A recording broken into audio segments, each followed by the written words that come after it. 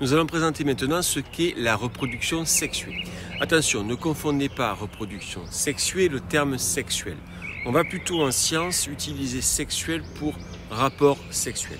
Nous, ce qui va nous intéresser, c'est un phénomène qu'on retrouve dans tout le monde vivant, chez les animaux et chez les végétaux, à savoir l'union d'un spermatozoïde et d'un ovule qui va donner ce qu'on appelle une cellule œuf.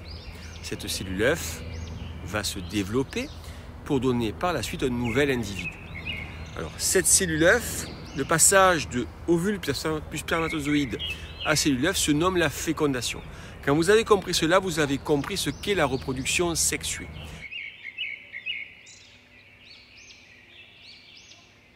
Maintenant, elle va exister sous différentes formes.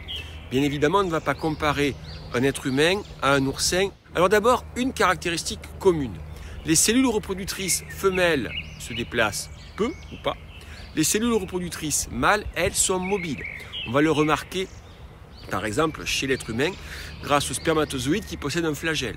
Chez les végétaux, le grain de pollen va être transporté par le vent, par l'eau, par certains animaux, certains insectes, et il va, à un moment donné, former ce qu'on appelle un tube pollinique pour libérer ces spermatozoïdes.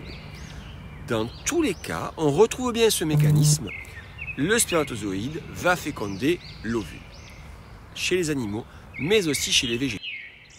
Alors bien entendu, le mécanisme va être différent selon les êtres vivants.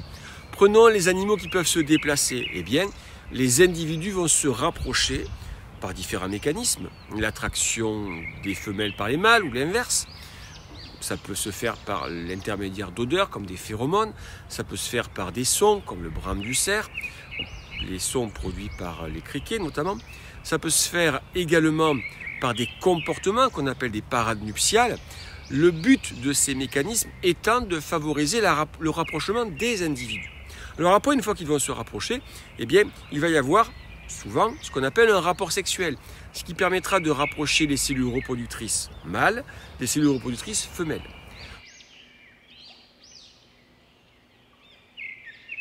Lorsque la fécondation a lieu à l'intérieur du corps de la femelle, on va parler d'une fécondation interne. C'est un mécanisme qu'on va retrouver la plupart du temps chez les êtres vivants qui ont un mode de vie terrestre.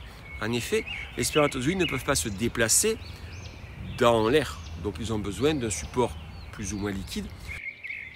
En milieu aquatique, on retrouvera plutôt une fécondation externe. En effet, les spermatozoïdes peuvent se déplacer dans l'eau. Mais attention, ce n'est pas évident pour un spermatozoïde de retrouver un ovule. Les deux cellules sont de très petite taille et peuvent être séparées par une grande distance. Mais la nature étant bien faite, des mécanismes se sont mis en place d'attraction des spermatozoïdes par les ovules à l'aide de substances chimiques qui sont libérées par les ovules et qui vont attirer les spermatozoïdes, ce qui permettra la fécondation. On peut noter qu'on retrouve des phénomènes similaires également dans le cas d'une fécondation interne. Les spermatozoïdes sont attirés par les ovules. Donc tout ceci concourt à une chose, favoriser la rencontre des spermatozoïdes et des ovules pour donner les cellules œufs qui seront le point de départ de nouveaux individus. Alors, les espèces étant différentes, les stratégies sont également différentes. Chez les vivipares et chez certains ovipares, alors un petit détail, les vivipares, ce sont les espèces qui portent leurs petits dans un utérus et qui vont les alimenter par l'intermédiaire d'un placenta durant toute la grossesse. Et chez les ovipares qui produisent peu d'œufs en fait. Eh bien, la stratégie consistera à produire peu de petits, mais en revanche mettre beaucoup d'énergie pour s'en occuper. Et donc, l'idée est qu'un maximum de nouveaux individus arrivent à l'âge adulte pour se reproduire. Chez d'autres espèces, comme les poissons notamment, ou certains poissons, on va produire plutôt un très grand nombre d'ovules ou un très grand nombre d'œufs qui seront fécondés, mais qui seront laissés quasiment à l'abandon. Et seule une petite proportion de ceux-ci vont arriver à l'âge adulte. On a donc deux stratégies différentes. Soit je mets de l'énergie à produire beaucoup d'ovules qui seront fécondés en espérant qu'un certain nombre arrivera à l'âge adulte, soit je mets de l'énergie à fabriquer peu d'ovules qui seront fécondés, qui vont donner des œufs ou qui seront portés dans la ventre de la mère, et je vais apporter beaucoup de soins pour qu'un maximum de ces ovules fécondés atteignent l'âge adulte. Dans les deux cas, l'objectif est que la génération qui se reproduit produisent un maximum d'êtres vivants pour la génération suivante, et ainsi que l'espèce se perpétue.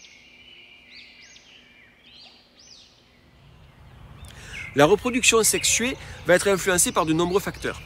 En effet, les ressources alimentaires du milieu vont avoir un rôle dans l'importance de la reproduction sexuée. Plus les ressources alimentaires sont importantes, plus les individus vont se reproduire. On a le cas des sangliers qui se sont multipliés de manière très importante parce que leur milieu de vie est proche de champs cultivés qui leur rapportent une quantité de ressources alimentaires très importante. C'est assez logique. Si les ressources alimentaires sont importantes, les conditions sont favorables et un maximum de jeunes arrivera à l'âge adulte. Si au contraire on produit beaucoup de jeunes avec des ressources alimentaires faibles, le risque c'est qu'un grand nombre meurent de faim et que donc l'énergie utilisée pour les amener à l'âge adulte soit perdue.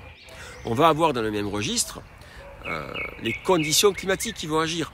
Un exemple, chez les escargots, plus l'humidité est importante, plus la reproduction sera importante.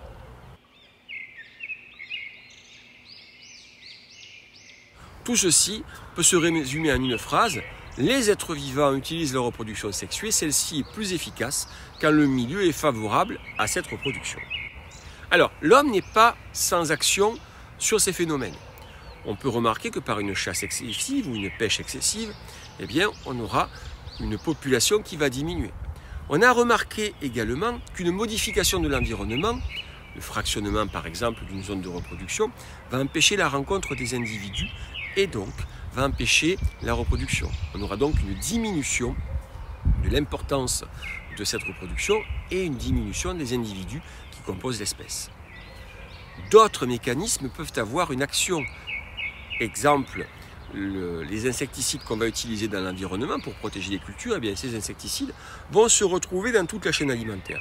Et on a constaté que, notamment chez les faucons, mais ce ne sont pas les seuls, eh bien, lorsque un taux d'insecticide est trop important, la coquille va se fragiliser et les œufs qui seront couvés ont des grandes chances d'être écrasés. On a constaté à ce propos, dans les années 60-70, quand on utilisait du DDT, eh bien, que la population de faucons diminuait sans que pour autant il y ait plus de morts chez les adultes. Les études ont montré que c'était cette pollution aux insecticides qui était à l'origine de cette baisse d'efficacité de la reproduction. À partir du moment où ces insecticides ont été interdits, on a vu remonter la population des faucons.